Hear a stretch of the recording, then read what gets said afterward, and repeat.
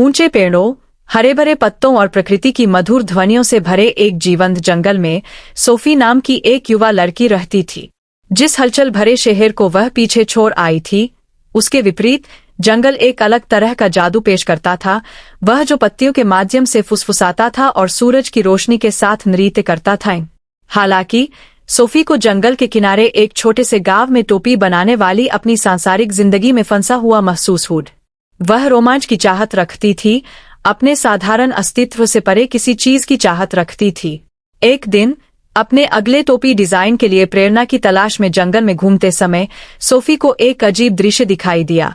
सबसे ऊंचे पेड़ों के ऊपर एक विशाल महल बना हुआ था, जिसके लकड़ी के पैर घने झाड़ियों के ऊपर खूबसूरती से फैल रहे थे। महल जीवंत था, जंगल के माध्यम से सहजता से आगे बढ़ रहा था और अपने पीछे आश्चर्य का निशान छोड़ रहा था। सोफी का हृदय उत्तेजना से दौड़ गए। उसने हॉवेल्स मूविंग कैसल की कहानियां सुनी थीं, लेकिन उसने कभी नहीं सोचा था कि वह ऐसी मनमोहक सेटिंग में उसका सामना करेगा। महल की ओर आकर्षित होकर सोफी को एक खिंचाव महसूस हुआ जिसका वह विरोध नहीं कर सकी। जैसे जैसे वह पास आई, जंगल के जीवंत रंग महल के काल्पनिक रंगों में विलीन हो गए, जिससे जादू की एक टेपेस्ट्री बन गई। जैसे ही दरवाजा खुला, वह प्रवेश द्वार पर पहुंची और बिखरे बालों वाला एक लंबा, सुंदर जादूगर और उसके बारे में रहस्य का आभास हुआ। मेरे महल में आपका स्वागत है, हॉवेल ने कहा। उसकी आंखें शरारत से चमक रही थीं। आपको जंगल के इस हिस्से में क्या लाया है? मुझे नहीं पता, सोफी उसके आकर्षण से आश्चर्यचकित होकर हकलाने लग। मैं बस खोजबीन कर रहा था। आए, एक बहादुर खोजकर्ता जोर से मुस्कुराए। अंदर आओ और मैं तुम्हें अपने घर के चमत्कार दिखाऊंगा। जैसे ही सोफी ने महल में कदम रखा, दृश्यों और ध्वनियों के बवंडर ने उसका स्वागत किए। आंतरिक भाग जीवंत रंगों और अनोखी वस्तुओं से भरे कमरों की एक भूल भुलैया थी, जिनमें से प्रत्येक अपनी कहानी कह रहा था। हॉवेल ने उसे घुमावदार हॉल के माध्यम से ले जाया, एक ऐसी दुनिया का खुलासा किया जहां जादू और प्रकृति आपस में जुड़े हुए थे। जैसे ही सोफी हॉवेल्स मूविंग कैसल से मंत्रमुग्ध हो गई, दिन हफ्तों में बदल गए। उसने उसके जादुई प्रयासों में उसकी मदद की, जंगल और उसके निवासियों की रक्षा के लिए उसके द्वारा बुने गए जटिल मंत्रों के बारे में सीखा। हर नए जादू में महारत हासिल करने के साथ सोफी को आत्मविश्वास और रचनात्मकता की वृद्धि महसूस हुई जो लंबे समय से उसके दिल में सोई हुई थी। एक दोपहर जंगल की ओर देखने वाली महल की बालकनी पर बैठे हुए सोफी ने कुछ गड़बड़ देखा। हरीभरी हरियाली अपनी जीवंतता खो रही थी, रंग फीके पड़ रहे थे और वन्य जीवन की हर्षित ध्वनियां शांत होती जा रही थीं। चिंतित होकर वह हॉवेल की ओर मुड़ी। जंगल परेशान लग रहा है, उसने कहा। उसकी आवाज चिंता से भरी हुई थी। क्या हो रहा है? हाउल की अभिव्यक्ति गहरी हो गई। एक काली शक्ति हमारे घर पर अतिक्रमण कर रही है। एक जादूगरनी छाया से उभरी है जो इस भूमि से जादू खत्म करना चाहती है। यदि हम जल्दी से कार्रवाई नहीं करते हैं तो जंगल और वह सब कुछ जिसे हम संजोते हैं सूख जाएगा। सोफी का हृदय जोर से धड़कने लगे। वह जानती थी कि उसे मदद करनी होगी। हम क्या कर सकते हैं? हॉवेल ने उसका हाथ थाम लिया, उसकी पकड़ आश्वस्त करने वाली थी। हमें जंगल की आत्माओं को इकट्ठा करना होगा और उन्हें जादूगरनी के खिलाफ एकजुट करना होगा। यह आसान नहीं होगा, लेकिन साथ मिलकर हम अपने घर की रक्षा कर सकते हैं। अपने दिल में दृढ़ संकल्प के साथ सोफी और हॉवेल जंगल की आत्माओं को इकट्ठा करने की खोज में निकल पड़े। उन्होंने घने जंगलों और दुर्गम इलाकों से होकर यात्रा की और रास्ते में विभिन्न प्राणियों का सामना किए। सबसे पहले उनकी मुलाकात कीरा नाम के एक शरारती बंदर से हुई जो आसानी से पेड़ों पर झूल जाता था। कियारा अपनी चपलता और चतुराई के लिए जानी जाती थी। तुम्हें मेरी मदद की जरूरत है। इसमें मेरे लिए क्या है? उसने चिढ़ाया। उसकी आंखें शरारत से चमक रही थी।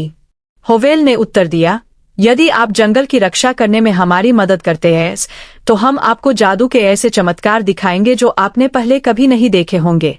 उत्सुकतावश किरा उनके कार्य में शामिल होने के लिए सहमत हो गईं। इसके बाद उनका सामना एल्ड्रिन नाम के एक बुद्धिमान बूढ़े कछुए से हुआ जो सदियों से जीवित था। जंगल का दिल जोर से धड़कता है, लेकिन इसे हमारी सुरक्षा की जरूरत है, उन्होंने अपनी आवाज गहरी और गूंजती हुई कही। मैं आपकी खोज में अपनी बुद्धि और शक्ति लगाऊंगा। किरा और एल्ड्रिन के साथ सोफी और हॉवेल जंगल में गहराई तक चले गए और अपने उद्देश्य के लिए और अधिक आत्माओं को एकत्रित किए। उन्हें लीरा नाम का एक राजसी जगुआर मिला जो अपनी चालाकी और शालीनता के लिए जाना जाता था। लीरा उनकी मदद करने के लिए सहमत हो गई। उसकी निष्ठा ने उसे एक मूल्यवान सहयोगी बना दिए। जैसे ही वे एक साथ एकत्र हुए, जंगल की आत्माओं के विविध समूह ने एक अटूट बंधन बना लिए। उन्होंने जादूगरनी के साथ पकड़ाव के लिए प्रशिक्षण लिया और तैयारी की। प्रत्येक ने अपनी अनूठी क्षमताओं को सामने लाए।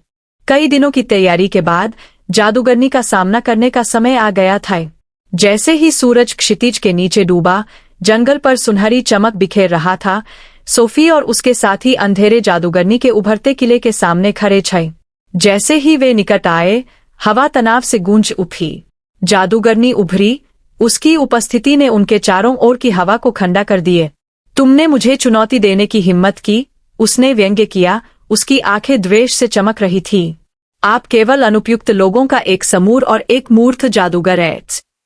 हो सकता है कि हम अनुपयुक्त हो, सोफी ने अपनी आवाज में स्थिरता लाते हुए उत्तर दिए। लेकिन जंगल की भावना हमारे साथ है। हम आपको अपना घर नष्ट नहीं करने देंगे। जादूगरनी हंसी, एक आवाज जो पूरे जंगल में गूंज उठी।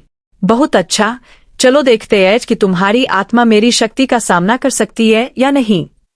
अपने हाथ के एक झटके से उसने काले जादू की एक धारा छोड़ दी, जिससे ऊर्जा की लहरें उनकी ओर बहने लगीं। जंगल कांपने लगा और सोफी को लगा कि उसके दिल में डर घर कर रहा है। लेकिन होवेल ने उसका हाथ दबा दिया और उसके जादू की गर्माहट ने उसे घेर लिए। याद रखें कि हमने क्या सीखा है, वह चिल्लाया। उनका उत्साह बयाए, एक साथ हम मजबूत हैं। उस पल में सोफी को एकता की असली ताकत का एहसास हुआ। उसने अपनी आंखें बंद कर लीं और अपने बीच बने बंधन पर ध्यान केंद्रित किए। अपने साथियों से शक्ति प्राप्त करते हुए उसने जंगल की ऊर्जा को अपने भीतर प्रवाहित होते हुए महसूस किए।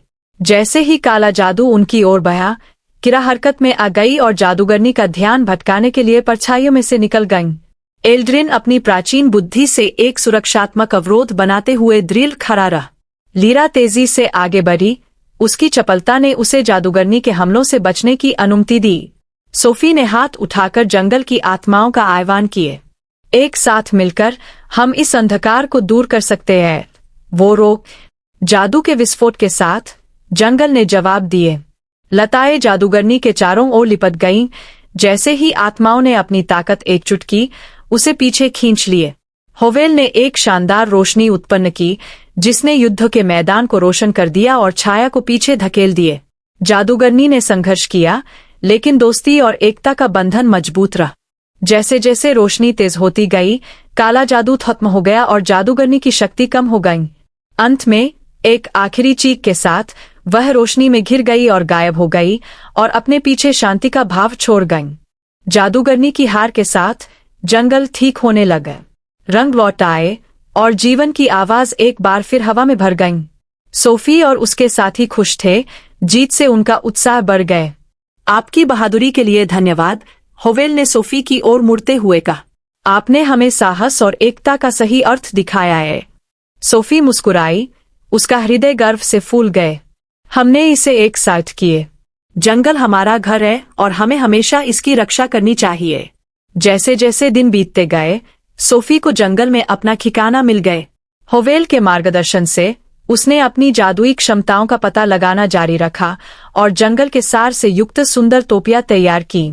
प्रत्येक रचना उनकी यात्रा और उनके द्वारा बनाए गए बंधन की याद दिलाती थी। एक दिन जंगल में घूमते समय सोफी की नजर सूरज की रोशनी में चमकते फूलों से भरे एक छिपे हुए उपवन पर पड़ी। जीवंत रंग उसकी आंखों के सामने नाचने लगे और उसे प्रेरणा की एक चिंगारी महसूस हुई। अचानक पेड़ों के बीच से एक परिचित आवाज गूंजी। सोफी, यह कियारा थी, जो उत्साह से उसकी ओर बढ़ रही थी। आपको यह देखना होगा। एक नया रोमांच हमारा इंतजार कर रहा है। सोफी का दिल एक और यात्रा की संभावना से जोर जोर से धड़कने लगे।